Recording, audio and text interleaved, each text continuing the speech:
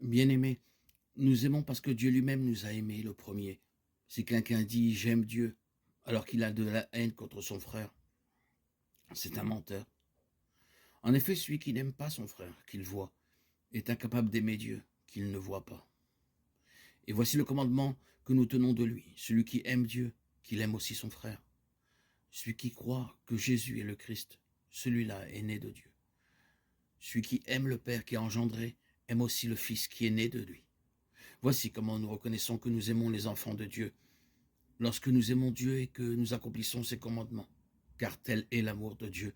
Garder ses commandements, et ses commandements ne sont pas un fardeau, puisque tout être qui est né de Dieu est vainqueur du monde. Or, la victoire remportée sur le monde, c'est notre foi. Lecture de la première lettre de Saint Jean 4, 19 à 5, 4.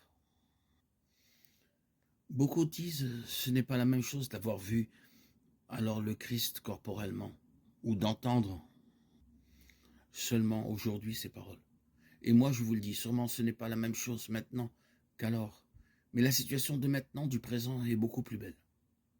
Alors, en effet, il fréquentait corporellement les publicains et les pécheurs et mangeait avec eux.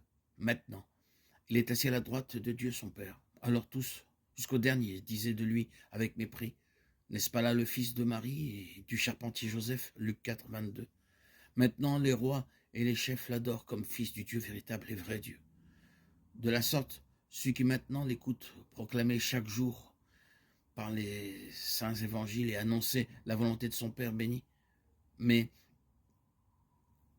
sans lui obéir avec crainte et tremblement, ni observer ce qu'il prescrit, n'aurait pas d'avantage. Alors s'il avait été présent et l'avait lui-même vu et entendu prêcher, à aucun prix accepté de croire en lui. Dans ton royaume, Seigneur, souviens-toi de nous, Seigneur. Souviens-toi de nous.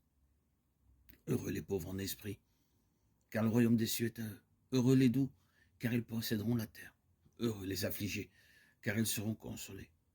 Heureux ceux qui ont faim et soif de la justice, car ils seront rassasiés. Heureux les miséricordieux, car ils obtiendront miséricorde. Heureux les cœurs purs, car ils verront Dieu. Heureux les pacifiques, car ils seront appelés fils de Dieu. Heureux ceux qui sont persécutés pour la justice, car le royaume des cieux est à eux. Heureux êtes-vous quand on vous insulte et quand on vous calomnie à cause de moi. Réjouissez-vous, exultez, car votre récompense est grande dans les cieux. Comme les mages qui ont été illuminés par la lumière du Christ, choisissons de marcher par un autre chemin, la voie étroite mais royale des béatitudes. Le Christ a brillé sur le monde. Lisons et relisons les béatitudes, méditons-les.